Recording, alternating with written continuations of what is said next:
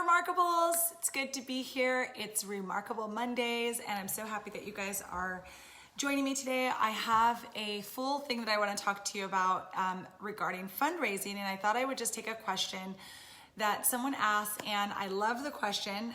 Basically, it was your best piece of advice for fundraising, and I have a lot of advice on fundraising, so I really love talking about it. I try not to focus a whole lot on sponsorships and grants. I really believe that as purpose-driven entrepreneurs, we have to find a way to be sustainable and how to sustain your purpose over a period of time or the life of your business. And one of the best things that I've heard as far as a quote from someone was that your nonprofit status does not determine your financial situation. And I think it's really a good guiding principle to have when you are running a nonprofit or a for-purpose business. I think a lot of times we think that we're gonna start an organization and then we're gonna get all of these grants and sponsorships and all of these things that are really going to help your business. And I guess my one most important thing I want to say about fundraising is that when people are going to start giving you grants and sponsorships, they need to have some sort of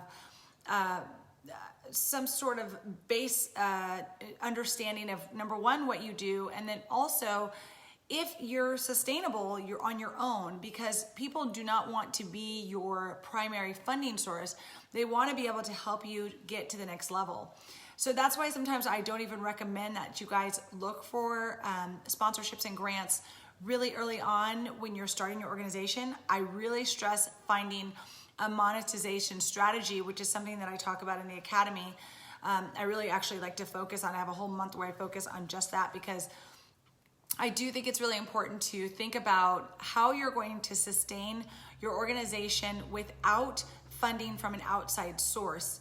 You want to be able to have your organization be sustainable outside of a sponsorship or grant. I do not want you guys, at least if you're part of the Social Life Tribe, I do not want you to create your whole sustainability strategy only on sponsorships and grants. So today I'm going to be talking to you really about creating some sort of fundraising model or any type of way of how you're thinking about bringing funds into your organization. This is really my process of how I do things, and so I'm going to share that with you today. So anyway, like I was saying, as a purpose-driven entrepreneur, your focus really is that your whole focus is your purpose, of course, and that's really what dictates your values, that dictates your priorities, that dictates your all the things that are going to really kind of go into your business and really make up like your business plan, your marketing plan, who your customers are. All of those things really are guided by your purpose. Okay, and so if you're understanding what I'm saying, just like give me a heart, give me a like. And if you have any questions while I am talking, just go ahead and leave the questions down here. But I want to make sure that it's very, very clear that I am not going to be talking about sponsorships and grants, because that's not something I want you guys to build your businesses off of. And when I talk to you, you realize that I don't generally say, I don't always call them nonprofits, because I really don't look at them as nonprofits. I think that's just your status, not necessarily your financial situation or how you're going to run your business. So I just wanted to kind of open with that, because my goal here with the Social Life Tribe and with the Academy is to really help you build a business that is going to sustain over the life of however long you're going to have this business. And in today's video, that's what or not video, but in today's live, that's really what I want to talk about. So you'll see me looking down because I have a few things I want to go through and I don't want to miss anything. But basically, this question was posed by Chantal Conte, or Allison Conte, and I want to make sure I'm pronouncing that correctly, but it was a great question, and it's a meaty question, so I wanted to make sure that I answered it in a video. So basically, always when you're starting your for-purpose business, your nonprofit, anything where it's purpose-driven, you want to make sure that you also have a monetization strategy that goes along with that. And that's how you get that sustainable business side. So the other thing is, so instead of looking at sponsorships and grants, you want to really focus on building up community support, not really necessarily as in the true sense of the meaning, like going out and talking to people, because that's just a part of starting any business. You want to make sure you go out and you talk to people and people understand what you do and how you do it, all of those things. That would be considered community support. But I'm talking about building your own personal community and having that be the base of how you're going to create that monetization strategy. I go a little bit more in depth, obviously, in the academy, but just for here, that's essentially what I mean. Like, I mean, like if you have a Facebook group, or if you have your newsletter or a Facebook page, however you build that community. Hi, Juliet, good to see you. Thanks for being here today. And you can, like I said, if you have any questions, just leave your questions down here while I'm talking, and I will get back to them as soon as it's appropriate. But anyway, so community support. Yeah, so I really focus on you guys having that community support and having that building community built into your actual business activities, your daily business activities. Because I do feel like that is really where, when you're going to start doing some of these fundraising tips, you're going to need that community to really work off of and create some traction. And like I said earlier, I want you to build a business that is non-dependent on your grants and your sponsorships. And you guys have probably noticed, if you've been with me for any length of time, that I don't talk about grants and sponsorships, because I don't feel like that's how you should really build your business. When you are building a purpose-driven business and you are a purpose-driven entrepreneur. So, there is a place for grants and sponsorships. I don't want that to be mistaken, but because they take so much time, it's not really it's in my opinion, it's not the best way to be sustainable for yourself. And the goal is to create an independent and sustainable business that you can run until, or pass down even, because a lot of times nonprofits get into these waves of, I'm doing really well because we had a grant, and now we're doing really poorly because we don't have any grants, and grants aren't, maybe they're giving their funds to someone else, or you're extremely dependent on a partnership or on a sponsorship or something like that. And I do not want you guys to do that. So what the tips I'm going to be talking about today are all focused on just creating your own sustainability plan, your own monetization strategy. So I want to jump into the first one. Now, these first 3 tips that I'm going to give you, I have a couple extras that I want to say at the end, but these first 3 tips that I'm going to give you really are focused on if you were going to create either an event, or you were going to create any sort of monetization strategy, whether it's like a membership or anything that you're trying to do. The number one thing you want to do is you want to work backwards. So start with what you want to raise. How much do you need for your year? You really need to really know that piece of it. How much do you need to start with? Is that $50,000 per year? Is it $10,000 for programs? Is it, is it $5,000 just to get the thing up and running? Like, what do you actually need for your organization? And then you also need to know if you are running lean. If you're running a lean organization, I run a very lean organization. You guys know that I have one person who works and really does like the back end, QuickBooks, all of that kind of stuff. She does all of that, she's kind of like our development director. So I only have one person. I personally do not get paid from my nonprofit. I have chosen to not be that person, and we pay the person that does majority of the work. So I oversee everything, but I do not do the day-to-day anymore. And that is how I have wanted it to be. So you need to know, how do you want your organization to be set up? Do you want it to be set up lean, or do you want it to be set up where there's a lot of processes and operations that go along with having your organization? That is extremely important to understand and to know. And either way is fine.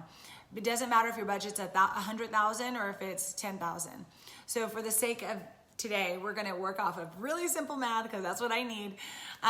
We're going to work off of a $10,000 budget. When I started my first event, and I've told you guys this many times, I always suggest that you guys work backwards from the amount that you actually want to raise. So that means that if you want to bring in $10,000 and you have expenses, then you might actually only be bringing in, say, $5,000, depending on how much your event is, or whatever your expenses that go along with whatever this monetization strategy is. So maybe you need to think of it from the perspective of 15,000 instead of 10,000.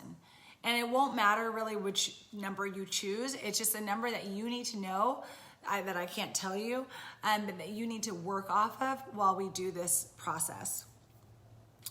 So that's my first thing, is work backwards from what you actually want to raise. Now, the second piece of that is, I would say that a lot of us think that because we are the founders, that we need to come up with all of the ideas. We need to come up with all of the ways that we're going to get there and how it's going to appeal to people and the marketing plans and all of those things. And I want to tell you that you don't have to do that alone. You can talk to other people and you can ask them, which I did when I was creating my first event. I asked people, what would be like the most fun party that you could go to, that you would be happy to donate, or you would be happy to attend for a higher price? I knew that I was probably going to charge a higher price, because you have to think about who you're attracting and who your clientele is. So if I know that I wanted a clientele that's not going to, just like ruin a party, or they're going to come and they're going to be classy, I know that I need to have, you want to keep a certain type of population out of your event, or out of attending certain events or whatever that you might have.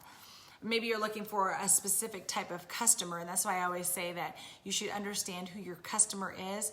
If you're looking for a customer that's willing to pay a higher rate or donate at a higher level, then you're looking at a price point that is also higher, because then they will associate that with only a certain level of people, or a certain type of people will be at this event that they may want to rub shoulders with, or that they may want to be involved in. And it's interesting, because when you start to think about things like this, I actually think fundraising has nothing to do with, it has nothing to do with, what's what I want to say? I'm not going to say that it has nothing to do with your purpose, but it has nothing to do with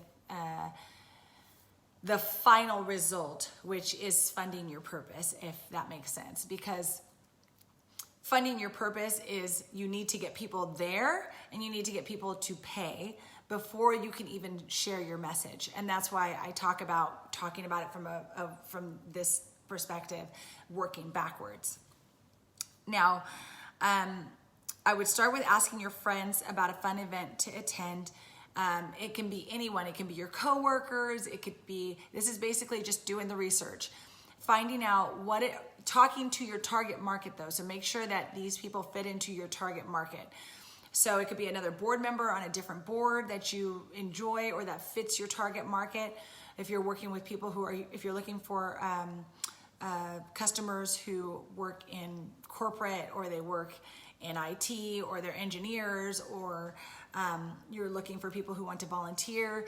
It depends on who you're talking to. So you really, really have to focus in on, who do I want at this event? Who is my target person? You look for that one target person, and if you can find someone similar to that, you can ask them those questions. You should already have, if you've already filled out that download that I gave you guys a long time ago about your target customer, finding your perfect customer, you should have that already filled out. You should understand where those people are coming from, like their psychographics, their demographics, all the things that go along with understanding your target person. It's one of the most important things you can do in your business, and it really does dictate everything that you will be doing from here on out, at least from the perspective of how you're going to connect your message to these people. So with all that said, I would go to those people and I would ask them, what type of event would you be interested to join? Do you enjoy going to galas? Do you enjoy going to parties? Do you want to drink alcohol? Would you want to not have alcohol there? Would you want to have a show? Like, there's lots of different things that you would want to see? Would you rather have a monthly membership to help a child? Would you rather have a membership to an exclusive group? Like, you have to find out this information, and the only way you find out this information is to actually ask the question. So I don't care what business you run, these are things that you need to ask. If you have an idea in your mind about what you would like to do, then present that idea and ask them in a vague way, asking around the actual event so that you're not necessarily giving away the event until you're ready. So you'll want to start there. And then, so what I like to do is, once you have that amount and you know what type of party people might want to attend, or what type of, what they'd be willing to pay for that specific product, service, party, event, whatever it is, then I work backwards. So I take what they are willing to pay, and not what they're willing to pay. I take what my amount is that I want them to pay, that I need to raise, and I have them divide that by the price that they were willing to pay. And what that will give you is the amount of people that you're gonna need for that event. So that will dictate, once you know how many people you need, like if you need 100 people, if you need 200 people, that will start to dictate your marketing plan and like how you're going to actually get those 100 to 200 people at your event, or in a membership, or to buy your product or service, or whatever it is. And you can also do it as far as the number of people that you know you can get. Like, say, I know I can get 20 people there, and I need to raise, a certain amount of money. Then you would divide that certain amount of money that you want to raise by 20 people. And what do you need those people to actually donate in order to get that, that amount to meet your goal? So if you think about the first part of this as your goal, your fundraising goal, then you can start dividing by, okay, either the number of people that you think you can get there and how much they each need to pay, or the amount of how much people might be willing to pay and the number of people that you would need to get there. And truly, that is the most critical aspect of the equation, because I think a lot of times people will say like, oh, I'm going to do an event, and then, hi Debbie, good to see you. They'll say, oh, I'm going to do an event and I'm just going to put it out there and see how many people I get. No, you need to have an absolute number. You need to have a goal so that other people can come and help you. And I have those 3 other tips that I want to tell you about, because that's where this all comes together. Now, one of the things I said earlier, and I want to make sure I reiterate this, is that you want to make sure that you subtract your expenses from your actual goal. So make sure that you're still looking at the expenses. Don't forget that you're gonna have this goal, but maybe you actually need $5,000 more than that goal. That goal needs to encompass the $5,000 over what you actually want to raise, in order for you to come out with the exact number and the exact, the right formula for achieving that goal and having the number of people. And those are really like the 3 things that it really comes down to. No matter what event you're trying to plan, no matter what fundraising goals you're trying to reach, you need to work backwards from your goal. So you can sit down with your board and you can talk to your board and say, like, this is how much we actually need to run for the next year. And you may want to pad that with a little extra. So if I were planning an event where I actually need $10,000, and I know that I can do the event for $5,000, or do any of the upstart or create the inventory for purchases or things like that for $5,000, then I would probably make our goal around $5,000 more than that. So it'd probably end up at about $20,000 total, because I know that 5,000 of that is going to go away. And if I can move over the 20 grand, that would be amazing, right? Over the 15,000, if I can bring more than that in, that just rolls over until your next year, so that you still have funds in the coffers to be able to use to start up for the next year. And so what you're trying to do is really create a process that's going to keep adding to the coffers every year, so you don't run out of money. And that's really what ruins a lot of nonprofit or purpose-driven businesses, because you get so focused on the purpose and you're forgetting that you actually still need to be thinking about you need to be thinking about the financial aspect of it as well. And it is extremely important. So do not feel shy about adding extra in there so that you can, maybe you need to have 250 people, maybe you need to have 100 people, maybe your price needs to be $100 instead of $75. And if people, people, or you can attract people who are willing to pay that $100 price range, do it, because they're supporting your organization.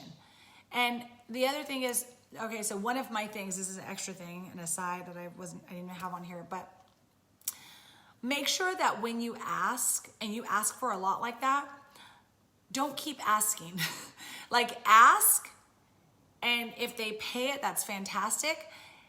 And make that so that you don't have to keep asking over and over and over. People, well, I think, and I would just say this is a personal preference, I would much rather you ask me for $100 than you ask me for 5 20s, over a period of time. Now, if you have a demographic where you're working with them and they would prefer you to ask for 5 20s over the year, then you're creating a membership site, and some people can pay $100 and some people can pay $20 as they see fit. You need to know, and only you would know, if that's the type of demographic that you're working with. And whatever that demographic is, I'm saying have it packaged up in a nice little package so that you can tell them, this is what we're looking for. That makes your organization look as if you are organized, you're professional, you know what you're asking for, you're not asking above what you need, you're not trying to get money from everybody, you're just trying to ask for this one specific amount so that it pays for your year. Now, I do want to bring in I want to talk to you about potentially having sponsors. Sponsors are great. Sponsors are great, and I think that they're much easier to get when you can show that you've done a successful event without any sponsors for a year or 2 or whatever. Then people will start to want to be part of your organization, and you won't even have to ask. But I want you to, if you're, from the social life perspective, at least the way I want you guys to build your businesses, as I want you to be self-reliant, I want you to be self-sustainable, I want you to have come up with your own monetization strategy so that you can actually keep this business running like every other business that runs in the US or in the world, because a lot of people will look at nonprofits like you're always looking for a handout, but you're not when you are self-sustainable. And people don't look at you like, oh gosh, here comes Ashlee, like she's gonna ask for more money. No one's looking at you from that perspective, because they're just looking forward to your event, and they know that you ask when that event comes up, and they are welcome to be part of it if they want to, and they don't have to if they don't want to. But when you start creating something that is self-sustainable, you will be amazed at how many people will jump on the train to either want to sponsor you, which then brings down the cost of brings down the expense level of what you were trying to raise, and yet brings up how much you're bringing into your actual organization. So really look at it from that perspective, please. I know that's a tough thing to hear, but I just don't like encouraging sponsorships and grants, and I hate to see people spend their time and spin their wheels on getting all these grants, unless you had to file as a 1023, like as the full 1023. Because you had maybe, a building that you were getting, or you're creating some sort of school, or you're creating something that is just this monstrous thing, and you absolutely need the infrastructure of sponsorships and grants to make it work. We will have already had to do most of that to even upstart. But if you are not in that category and you have started a 501c3 with a 1023 EZ, which means that you didn't have, a bunch of paperwork to get started, you should be able to find a self-sustaining strategy that will help you do that. And as I said, we talk about this in the academy, and this is one of the things that we really drill down on, because I want everyone in there to make sure that they actually have a strategy to have their own sustainable business. And that's how you should be thinking about it. So the next thing I want to talk about are the 3 things that go along with this that can make your event, product, service, whatever, all those things be better. So number 1 is exclusivity. you want to see if you can add in some form of exclusivity. And the way you do that is you will say, once you know that you have, say, $10,000 at $75 per ticket is 133 people, right? Is what you are going to go after for your business, or for your amount of people that you need to invite or have there. You need to sell that many tickets. So then you can say, we only have a limited number of tickets. Then people are like, what? I can't just buy these tickets whenever I want? No, because you have a limited number. That's creating exclusivity. It's creating scarcity. That makes people move on things. And so, you can always open it up later if you want to and be like, oh yeah, we can get you a couple more tickets here and there, whatever you want to do. But just by saying that you don't have an unlimited number of tickets, which is where I think a lot of nonprofits go wrong. They're always trying to sell as many as they can. You want to have your amount that you want to raise and really be able to work off of that for your year. This does require some planning, and this does require some looking at your books and making sure that if you do stop at this amount, then you'll be good for the year. And remember, this is just talking about one single event or one single part of your monetization strategy. This doesn't mean this is the only money that can come into your organization. If you're going to start looking at grants and sponsorships, I would look at them after you've created some sort of monetization strategy for yourself, a sustainable strategy for yourself already. And then I would look at spending your time doing sponsors and grants. But that's one thing. So exclusivity. And you can use that exclusivity as either saying, hey, you can come join our community, and that's your exclusivity. You can use your newsletter by saying, come sign up, and that's where you'll see or learn more about the organization or about your purpose or about whatever you can share in your newsletter that you may not share publicly. That creates a little exclusivity there. And then having ads is a good way to also really boost and share that message of exclusivity. So when I put out the event, I do use Facebook ads, and I talk about like, hey, you can only there's only a selected number of tickets, get them before they sell out, blah, blah, blah. Like that is the ad, okay? So you wanna make sure you use exclusivity in there. Scarcity, as I just said, obviously is a good one. Scarcity is exactly what I just said. Like you don't have a ton for everyone. Everyone cannot have this. So if you're selling merchandise, you only have a limited number of shirts, which you really may only have a limited number of shirts if you pre-ordered these shirts and now you have them sitting there waiting for people to purchase them. And then my last tip, and I do really feel like this is the most important for a lot of organizations that I see not being able to sell tickets or always scrambling or whatever. You want to be planning that first event or first time you're going to be sharing about this, or first time you're going to be trying to sell something, first time you're going to try to put anything really out there that you want people to purchase. You need to do this a year to 6 months in advance. People will sometimes, I see, start this and say, hey, I've got an event coming up in 2 months, and they're just starting the promotion. Talk to people about it, be talking about it all the time, like hype it up. Even if you don't have all the details yet, start talking about, oh yeah, I'm doing this event, it's gonna be so much fun. It's what you have to believe in the event. If you don't believe in your own event, or you don't believe in your own monetization strategy or your own sustainability strategy, it's not gonna work for anybody else. Like they're not gonna believe in it either. So you have to start with that by sharing with them like, hey, I've got this event, hi Dee. So I've got this event coming up. I've got this thing coming up. It's going to be amazing. You got to come, have some flyers, have your Facebook profile, share it everywhere that you possibly can on what this is all about. But give yourself a lot of lead time. There are things that are going to fall through the cracks and you'll be like, oh my God, how did I not realize that was going to happen? You may have to shift course. You may have a pandemic. You may have, like, your board member might leave. There's so many things that could possibly go wrong. So give yourself that lead time to be able to adapt and pivot if you need to. That is 1 year to 6 months ahead of time. So if you did an event last year and it went relatively well, you should be in the throes of starting to plan your next event right now.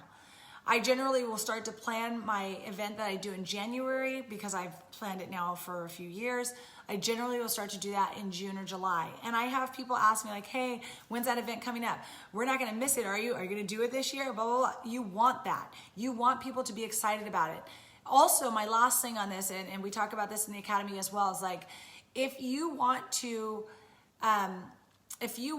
come up with some sort of idea or whatever, that is what we kind of do in there, is like we talk about what types of events you can come up with.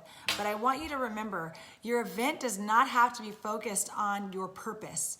So you don't have to, Debbie, have an event on blessing bags, you know?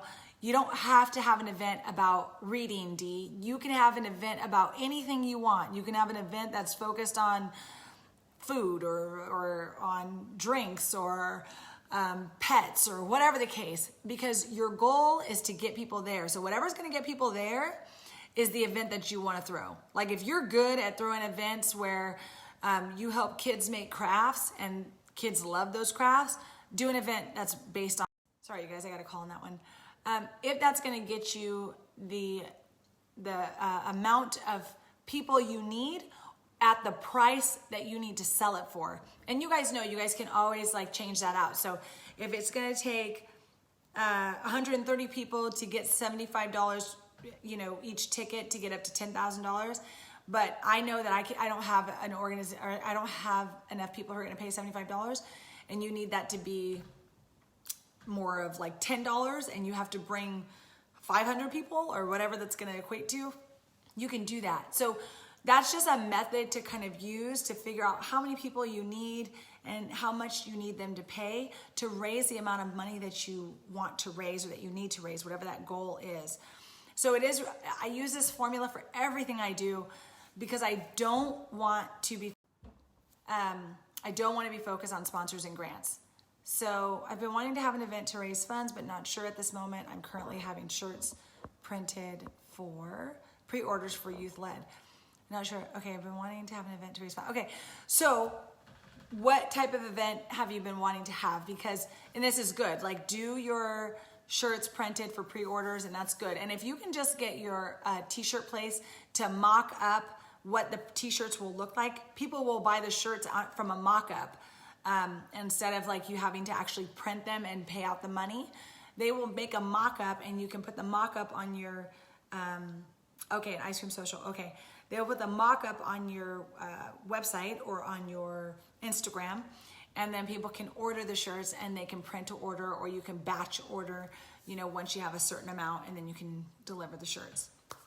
An ice cream social, okay, perfect, Dee, okay. So an ice cream social, so then you're gonna either have a ton of people and you're gonna have a lower price, or you're gonna have more exclusivity and there's gonna be something really special happening at the ice cream event that people will pay a little extra, you know, to come and be part of. So if it was like Easter and you're having an ice cream social, you might make it so that they could buy their ticket and the Easter bunny will be there. You know, I mean, something where it's a little bit more exclusive, there's a reason for them to come. Or it's gonna be an ice cream social for teens, and it's gonna be like a teen party. And you're gonna make sure there's security there and there's no drinking, no alcohol, whatever, if that is more related to your purpose and that's the route you're going. But that's, I mean, Dee, if you're gonna do an ice cream social, even if you're gonna do the ice cream social, I would say, I mean, unless you've been planning it already and you're gonna do it like in August and you've already been planning it and you've got it all locked in, the place, the venue, all those things, then I would say keep doing it. But if you haven't started planning already and you don't have maybe tickets being sold right now, in the event that it can be done in August or, you know, September, basically saying that you can still have it in a summer period where ice cream will still be used, then I would say to start planning it for the following year. And I would start getting people on board for that. And figuring out ways that you could then make it a little bit more exclusive or like have a uniqueness to it that makes it different from any other ice cream social so that people will want to be part of it, if that makes sense. No, you haven't. Okay. Yeah, so I mean, this year, I mean, unless you are in dire straits, and I have gone a year after we had fires, I've gone a year and we have not done our event because it wasn't appropriate. I didn't feel like it was the right time for us to do an event for my community, for literally my community here, because we were all going through fires and things like that.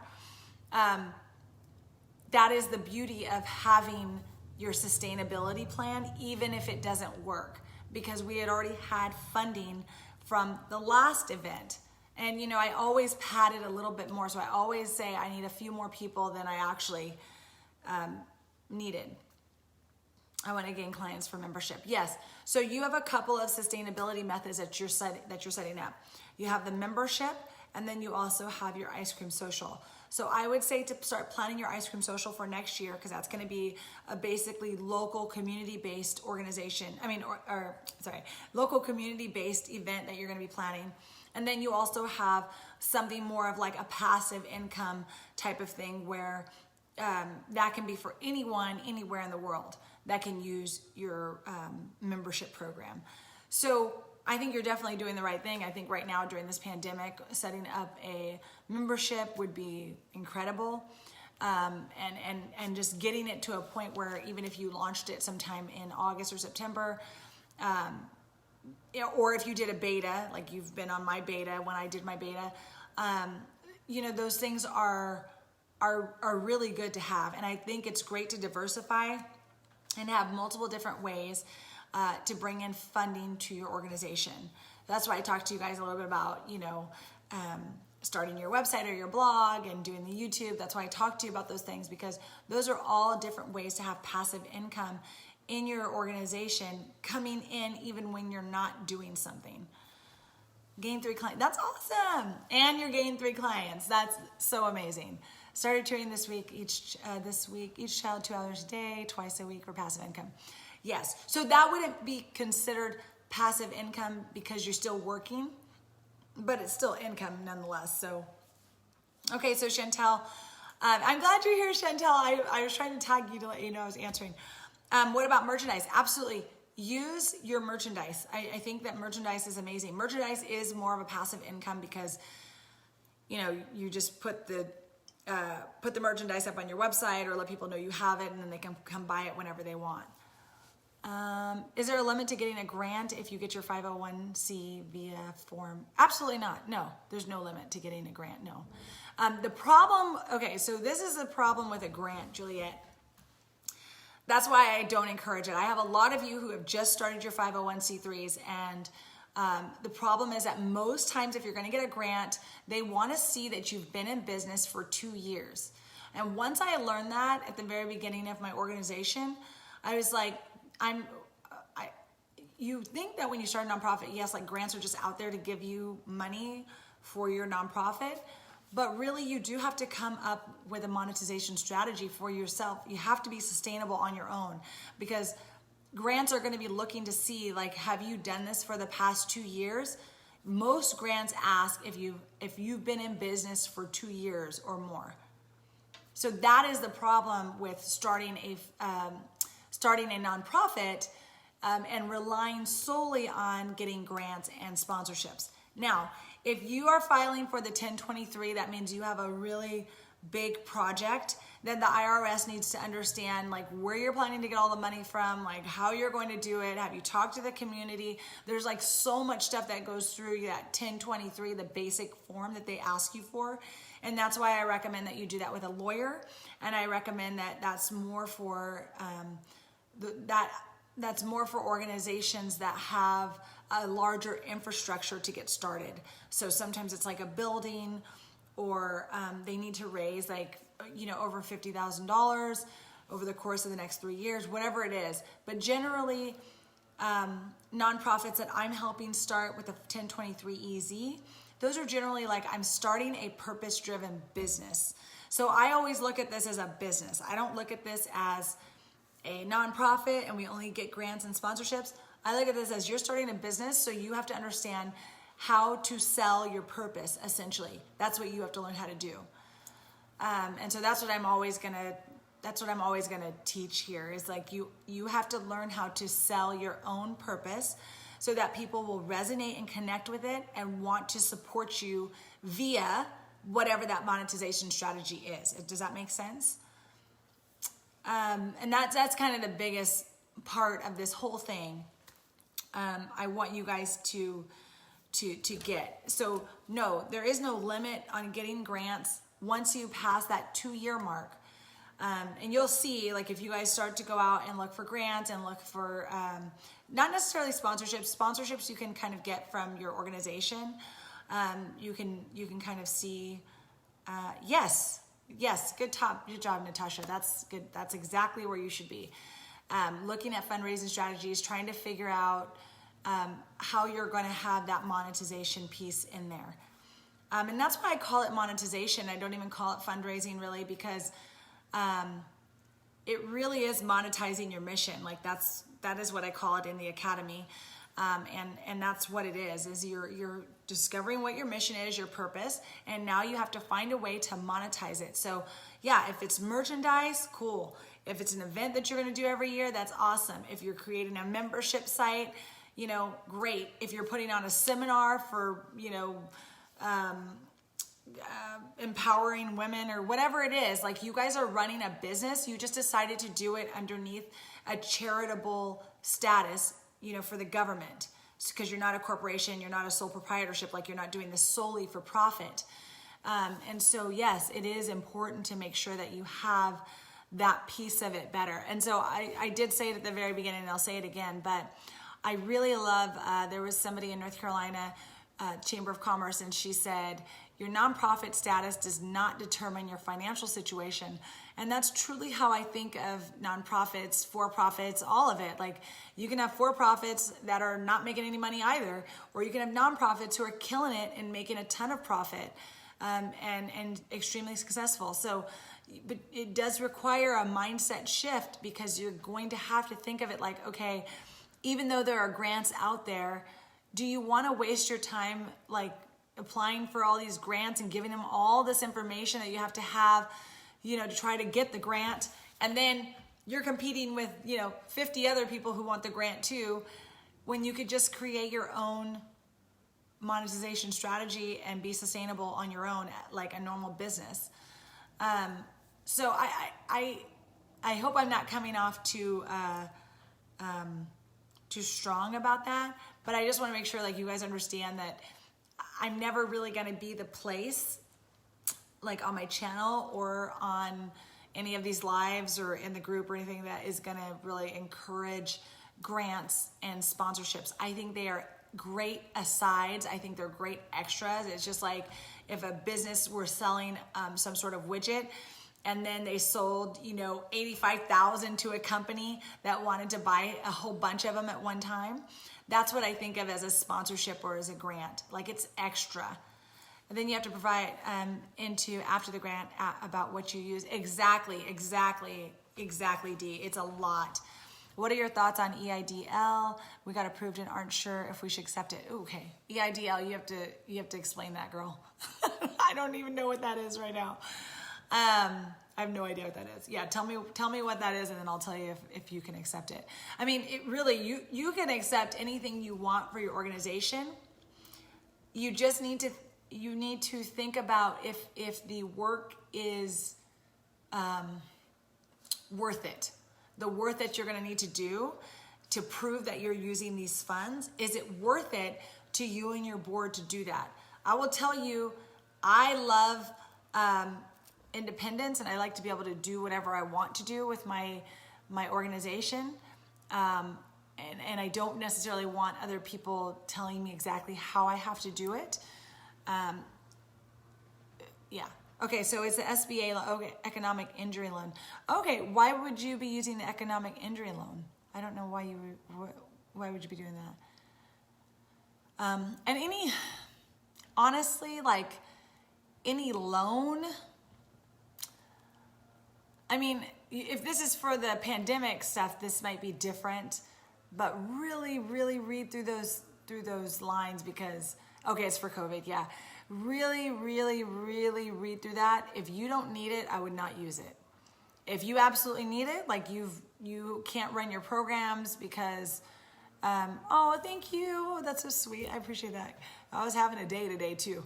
Every time I come on here and my hair is curly, it's not enough control for me. So it's like, what's happening here? But I appreciate that, Dee. Thank you.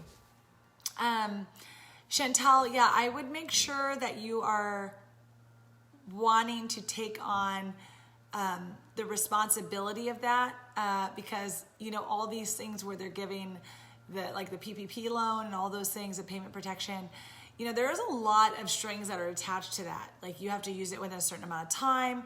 You have to make sure that you didn't fire any employee. Like there's so many things that go along with it. And so I just want to make sure that you really consider the opportunity costs that are going to go along with that and the trade-offs that are kind of going to, like, what do you have to do to have that loan? And really, truly, do you need it?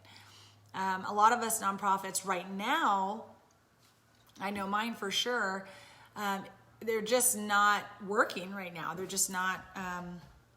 Okay, Chantal, yes. Okay, that's how you're feeling. Good.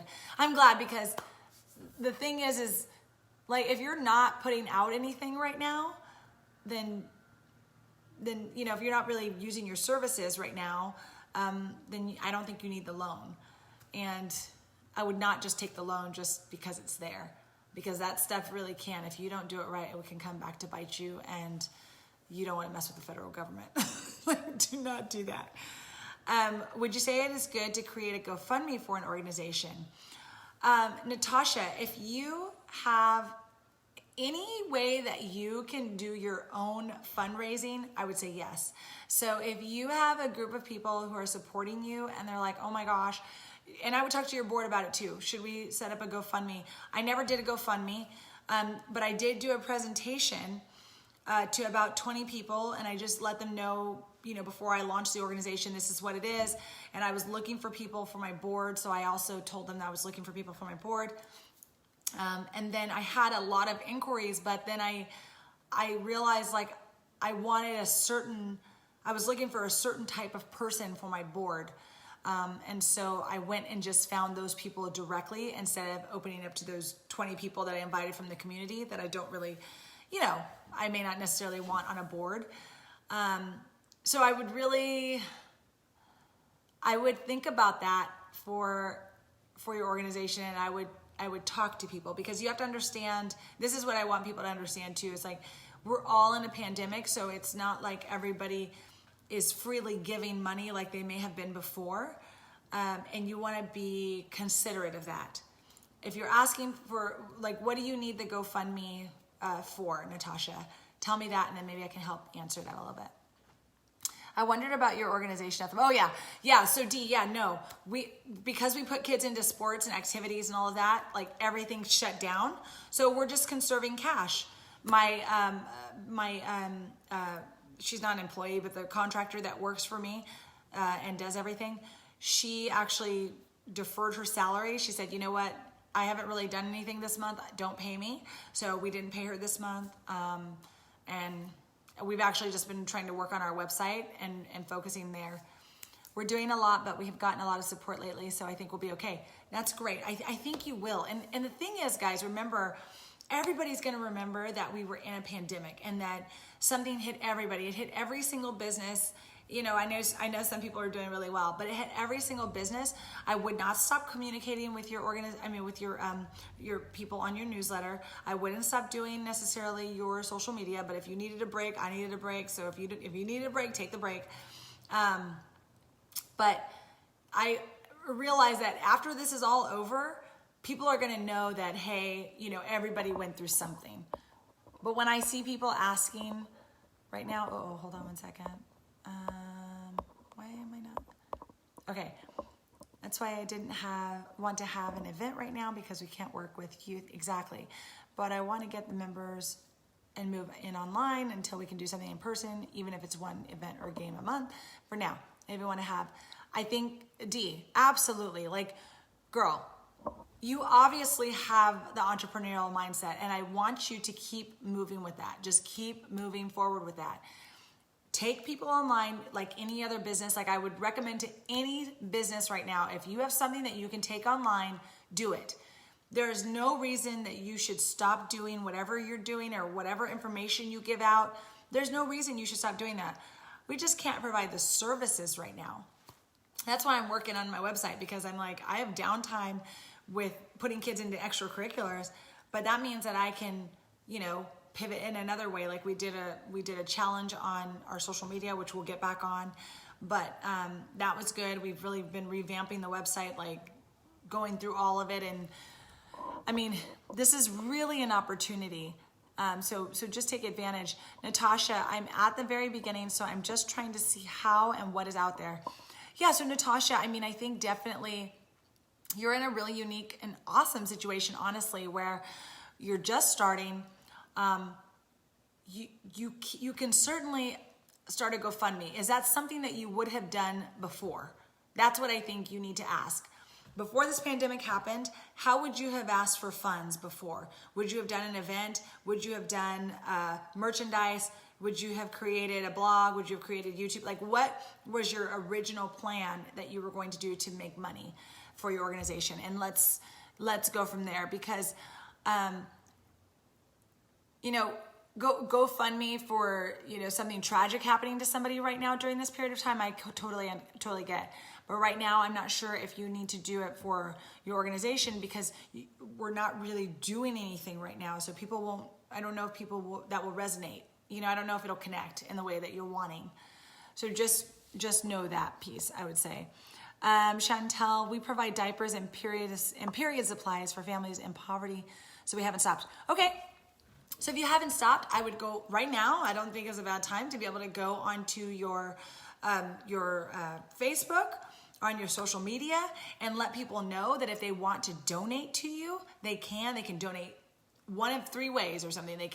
You can give them a P.O. box address, and they can send things to the P.O. box to help you donate these things, because people will understand the urgency in that. They can send diapers your way. Like, I would send you a pack of diapers. I mean, if I saw that on social media, I was like, and yeah, absolutely. I mean, it doesn't always have to be money. It can be in kind that people can support your organization. So Samantha, is hosting a think tank a good idea? I'm in an exploring stage right now and want to make sure I'm not blatantly, one second, I'm trying to, okay, missing something in my planning. That should be a priority. How many people should I invite to such a meeting? Okay, so the think tank, Samantha, would be for your organization specifically, like for them to help you come up with things for your organization, or is a think tank a monetization strategy for your organization? Let me know that, and then I'll get back to that. Okay, thank you, because I teach reading and leadership topics, which can be done. Absolutely, yeah. It's a good idea to go with the original plans before COVID, yes. Well, I'm not telling Natasha to go with those original plans. I'm just trying to figure out like what she was doing before, so that I know kind of like why she's trying to use the GoFundMe. I don't want you guys to think I'm saying just do whatever you were going to do before COVID came. But there's people who do like a non-event and then they put that out.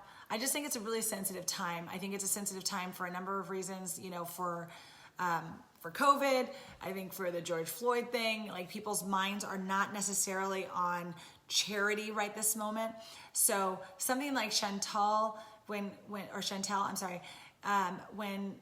she's talking about diapers and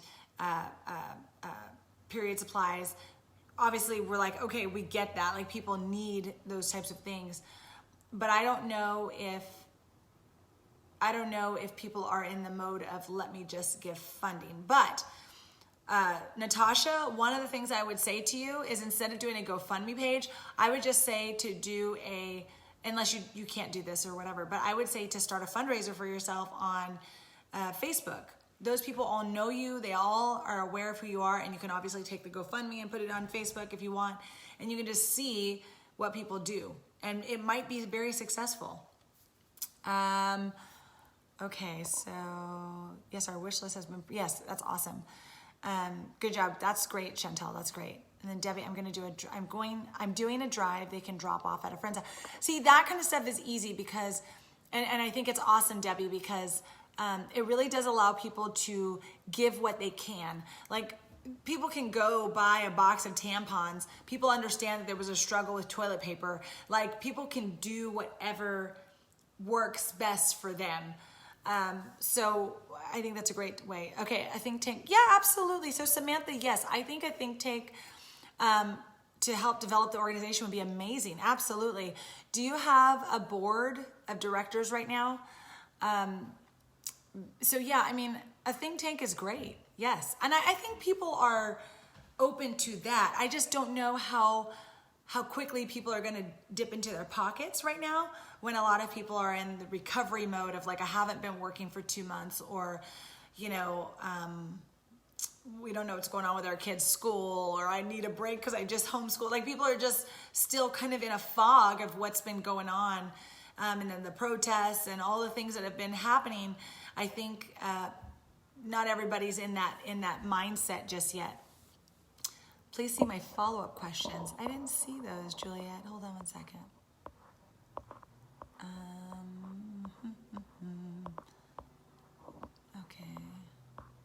Okay, what if your organization growth is rapid and became a large organization? Do you need to refile from? No, so if your organization, I mean, if you foresee your organization growing rapidly, like you're just going to be like bringing in hundreds of thousands of dollars in the next 3 years, like from the start to then yes, I mean, maybe it would be appropriate for you to file the 1023, the full form. But if you don't know if that's going to happen, I would file the 1023 EZ. And the IRS, if they feel like they need more information, or you need to, you're not paying taxes or anything. It's just they might. I don't really know what they would do. I mean, they may just have you file a different form if that's what happens. I don't know what they would do. I think you'll be okay because they would probably contact you. And I think that's the best thing about the IRS is the IRS, if you call the IRS and you ask any question, they will answer it. I mean, like when I first started my organization, I was on that phone with the IRS a lot, trying to just ask all these questions, like make sure I'm not doing anything wrong. And I don't think that they're out to get you. You know, they want you, they have made it so easy for people to start organizations. They have lowered the price. They've made the forms shorter. They've made it so easy. So I don't want you to stress about that. But again, if you have that question, Juliet, I would definitely, like if you don't want to go off my answer, which is, I think you'll probably be fine. Definitely I would call them and I would just ask the question. But I don't think it would be a problem for you at all. Doing the Walmart and Amazon wish list has helped. Yes. And those are the types of things, Debbie, that you can just add onto your Facebook page and share with your friends and family, and they can look at it and they can say yes, or they can say no, or they can like it, or they can not like it. Like it's not, it's not invasive. I just don't think right now is kind of like the invasive type of asking that we can do. Normally I would say like, just ask. I would say that, but not right now, not during this period of time. So I think that's a great place to start. Natasha, I will look into that. Thank you. I just created my Facebook page. Okay, perfect. Yes. So you may not be able to do it through Facebook. You may or may not. I'm not exactly sure if you can start a donate page. It might not be for your organization because you wouldn't have done the Facebook's for Nonprofits thing yet. And I know you need to have your 501c3 and all of that like through Facebook. I think that's a pretty simple process, but regardless, if it's a GoFundMe page or it's on Facebook, yes, you can do that. And I would just really make sure that you let people know, like, hey, I've just started this organization. I'd love to have support. Here's what I would be using these funds for, and then put it out. Because you want to let people know that you would be, how you would be using these funds. And I wouldn't put a time limit on your GoFundMe page, and just, occasionally remind people. The most important thing I would say for all of you is to make sure that you get people on your email newsletter. Once you have people's email addresses, you can talk to them for the rest of your life. You know what I mean? So I think focus more on, even for you, Natasha, as starting up, and you as well, Samantha, focus more on getting people on a newsletter list, or at least getting their email so that you can email them as you go along this journey. because that's really where the people who are interested in your organization, that's how you're going to be able to reach them over and over again. So you don't want necessarily somebody giving you funds 1 year and you can't contact them again on your own. You can't really share your story the way you want to. Debbie, I can do a video on that. But really, if you type into Google, if you just type in Facebook for nonprofits, I think it comes up. And I think it will also do it for Instagram for you as well. Hi, James. Yes, this is live. Nice to see you. So Samantha, okay, no board yet, just you. Yeah, so that's, okay, let me just check the time. Is it really 1 o'clock? Hold on. Okay, is it really 1 o'clock, you guys? I can't see my clock from here. I think it is. Oh my gosh, wow, I've been talking for a long time. Sorry. I had a page for years before. Yeah, okay. Okay, yes. So then you should be fine, Debbie, and go ahead and get that set up. You should be good to set that up. So yeah, Samantha, and for you, I would really work on, certainly you don't have to do a full think tank. I think sometimes that can be a little overwhelming because if people are gonna have a lot of opinions, and I think it might be more helpful for you to actually, especially right now, I would try to contact some executive directors who maybe work in a adjacent area for, oh my gosh, good job, girl. Good job, Juliet. I would see if there's anybody who kind of like works parallel to you or like in that same kind of vein or a similar vein, and ask questions about your organization to them. That was probably one of the best things I did. Is sometimes we can get a little bullheaded, and then I would talk to some people that are in your network of friends or family that you really trust, that you really want to get their opinion, like you trust their opinion and you really want their opinion and you understand that they're going to give you the truth. So I would really work off of that, Samantha. That would be my advice to you. Okay, let's see. Oh my gosh. Okay, so Juliet, yes, congratulations on your 501c3. That is huge. She got her letter on Friday, you guys. Girl, you need to put that in the tribe. That's amazing. Okay, and then James, oh, thank you. Thank you. That's super sweet. I'm happy that you like my videos. I really am. I appreciate that.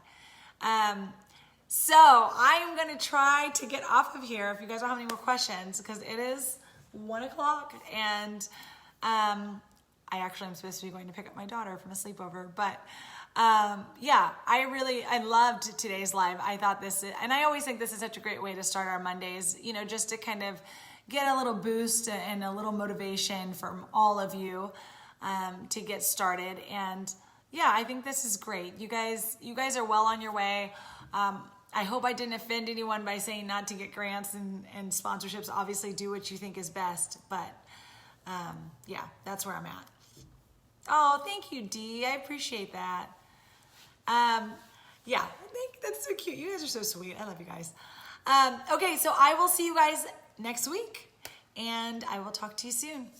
And if any of you want, I was going to wait and say bye, but if any of you want any one-on-ones or like help with your monetization strategy or anything, obviously the Academy is the place to be. So I would definitely see you guys in there so we can go a little bit deeper if you want to.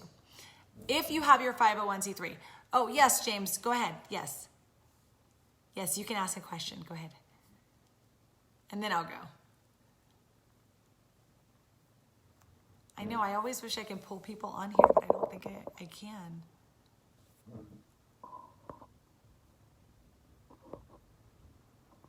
Let's see if we can try that. Oops. God. Okay, there we go. Oh, Debbie, thank you. That means a lot. I'm always glad that you're here, too. You always have good questions. You guys have really good questions, and I appreciate you guys always staying on topic for the most part, too, because I can always go off on a tangent. Okay, you want to buy a building? Okay. Oh yeah, no problem, Natasha. Great questions. And I can't wait to hear what you end up doing too. Okay. Oh, are you leaving it at that, James? You want to buy a building? Okay. and remodel it, can I then give it to my nonprofit? Absolutely. Yes. So, I mean, I would definitely talk to a lawyer about, but yes, people can gift things to their nonprofits. Absolutely. Yeah. And if you can buy a building and remodel it and gift it to your nonprofit, I would say, yeah, that's pretty amazing that you can do that. But I would talk to a lawyer to make sure that, everything is protected. Is this going to go underneath you? If someone decided to sue you, would they be able to take it? If something happens to you, who will then manage the nonprofit? Where will this building go? There's a lot of things that you would really need to make sure that you, just button up before you actually do that. And I would definitely recommend a lawyer for that one, for sure. So yeah, but I think that's very cool that you could do that. I can't wait to hear more about that. But James, let me know if I answered your question, and then I will hop off here. Let me see. Yeah, and if you guys have questions that you would like me to answer in a video or something, please just tag me in it. I just happened to see Chantel's, and I was like, I'm going to answer this in a video. I knew it would be a lot easier instead of trying to type all that up. So absolutely. Okay, great. Thanks, James. And I'm glad you guys were all here. I will see you next week. Bye. Oh, perfect.